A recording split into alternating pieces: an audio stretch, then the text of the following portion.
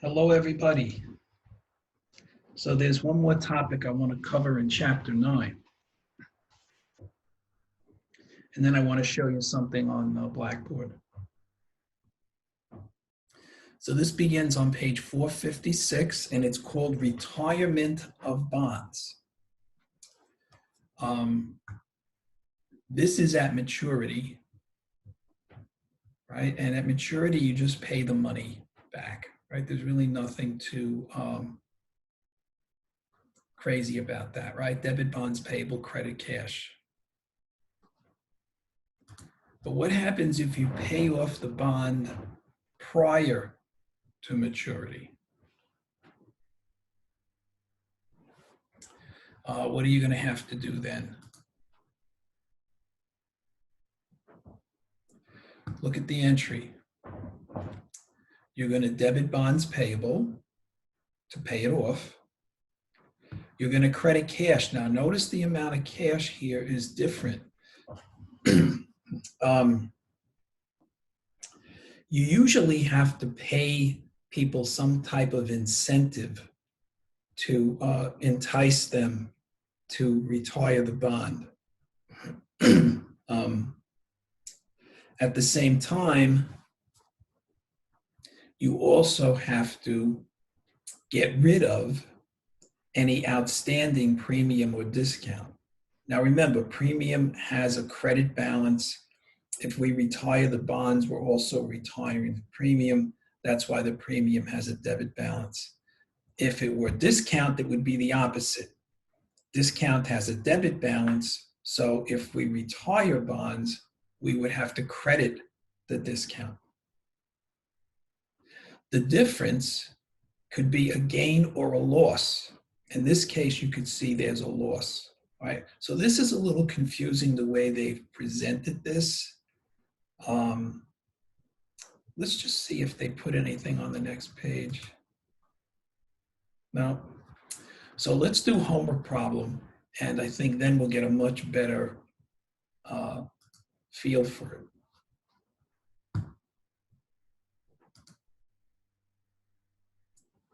So the problem that we're going to do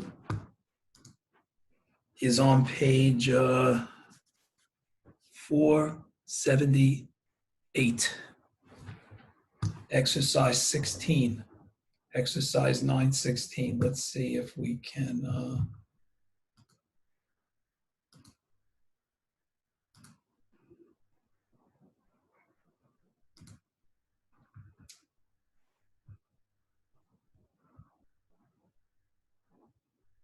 Exercise 916. Record the early retirement of bonds that were issued at a discount. So on January 1st, 2021, Splash City issues $500,000 of 9% bonds due in 20 years, with interest payable semi-annually on June 30th and December 31st each year. The market rate of interest on the date of issue was 10%, and the bonds were issued at $457,102, right? So we have bonds with a face value of $500,000 issued for $457,102. That's a discount. So what do they want us to do? Using an amortization schedule, show that bonds have a carrying value of $458,633 on December 31st, 2022. And then secondly, what journal entry would we make to retire the bonds on December 31st, 2022 if we had to pay $601,452?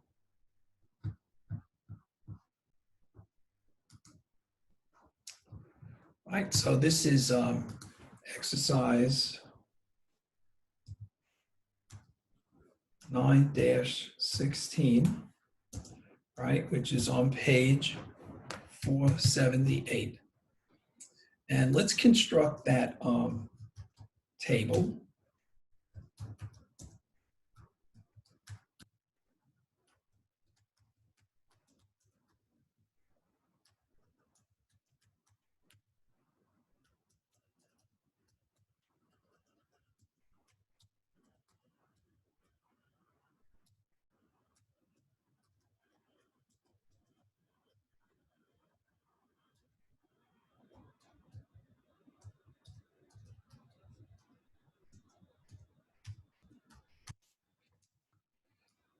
This is simple, this is the table that we did before. So the issue date was 1/1/2021.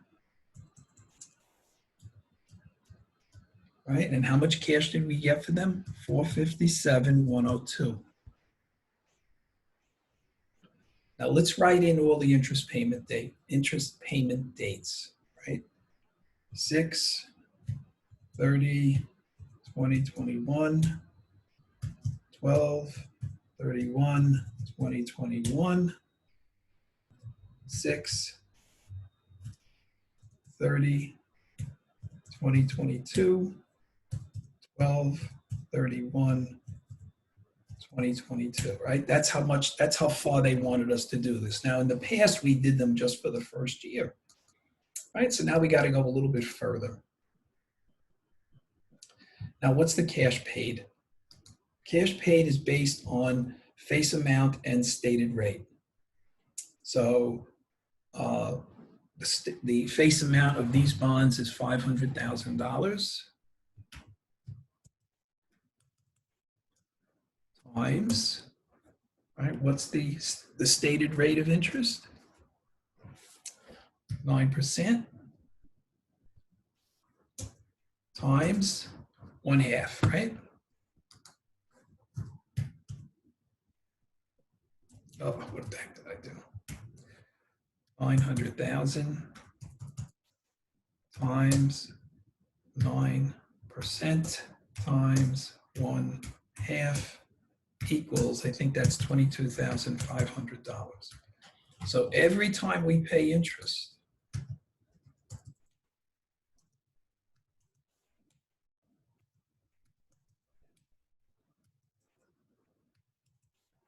it's going to be for $22,500. What's the interest expense? The interest expense is the carrying value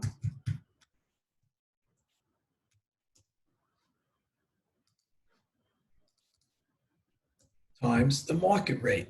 What's the market rate?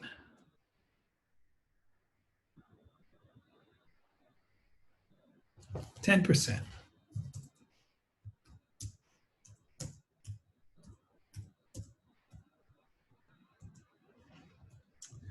Right, and that comes out to be $22,855. So interest expense, $22,855. Now, what's the difference between the interest expense and the cash paid? It's $355, right? If I take the interest expense, $22,855, and subtract it from the cash paid, $22,500, you get $355. I want to add that to the carrying value.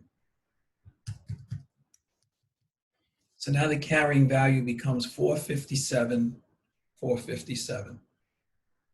I'm going to multiply that times 10% times 1/2. And I will get $22,873. And then if I subtract the cash paid from the interest expense, I get $373.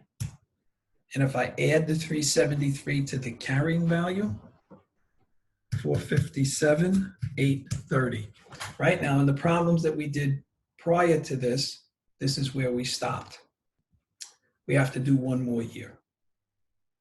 So $457,830 times 10% times 1/2, $22,892.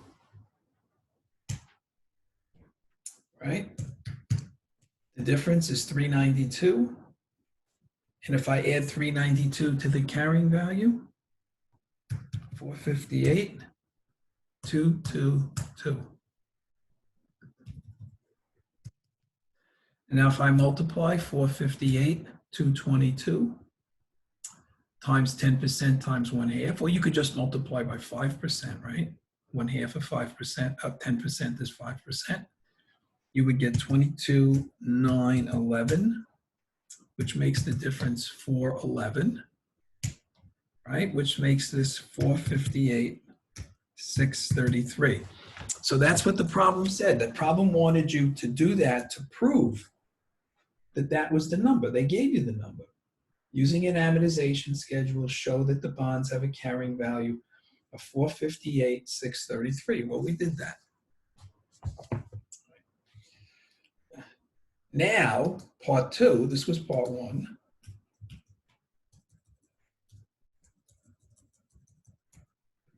Part two wants us to record the journal entry on 12/31/22 to retire the bonds. It is going to cost us how much?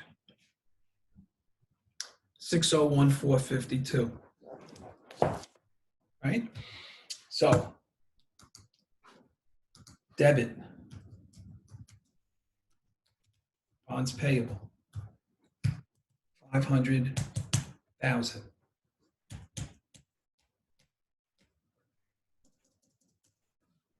Credit cash, they gave you the number, 601,452.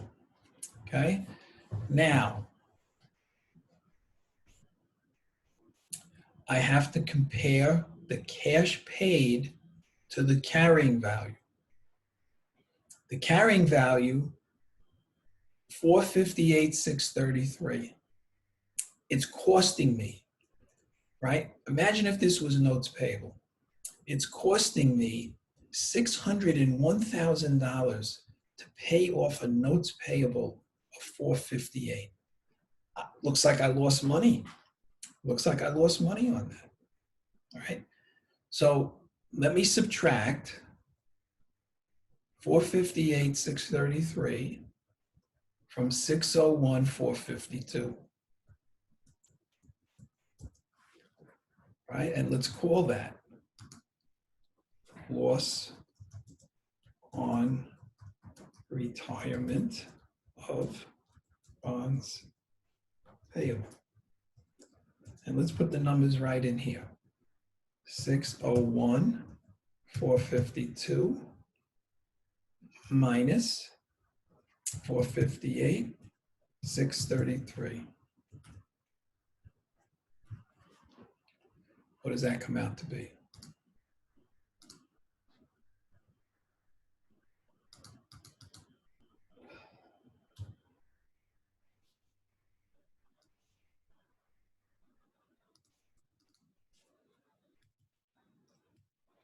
I have a space issue here, so just bear with me, right? So what does that come out to be? That loss comes out to be 142,819. Okay, 142,819. So now, does my journal entry balance? No, you're going to see that it's off by $41,367. I need an additional $41,367, okay, as a credit. Guess what account that's going to go to?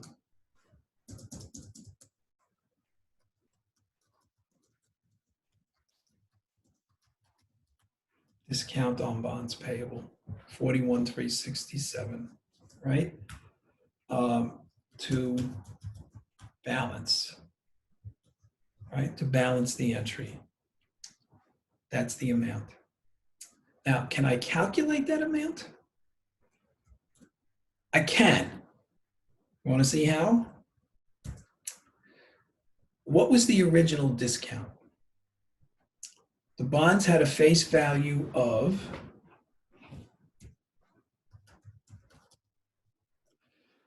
$500,000, and they sold for $457,102. Those bonds had a discount of $42,898. Now remember what happened on 6/30/22. 2021.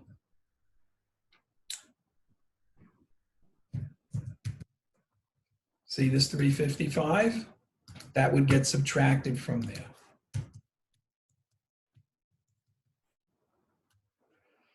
This 373,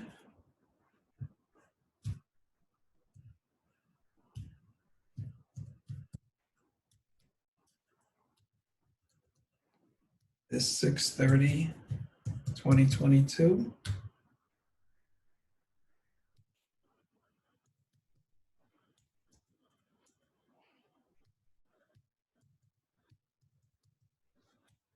Right, and this 1231, 2022 minus 411. Right? Now, if I combine all of these,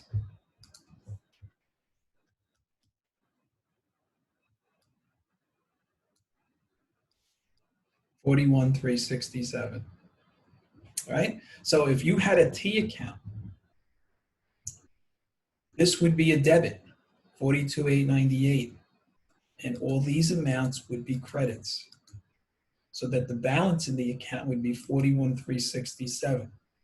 So when you retire the bonds, you're getting rid of the bonds. You have to also get rid of any discount or premium that's still left, which is that. How do you calculate if there's a gain or a loss? You compare the cash paid to the carrying value. In this case, we had to pay more than carrying value. That's why it's a loss. So that's all I really wanted to show you here. Right, just go over this one problem with you. We should be finished now with chapter 9. And again, if there's any questions, you can send me an email. Remember your due date on this. It's coming up in about a week.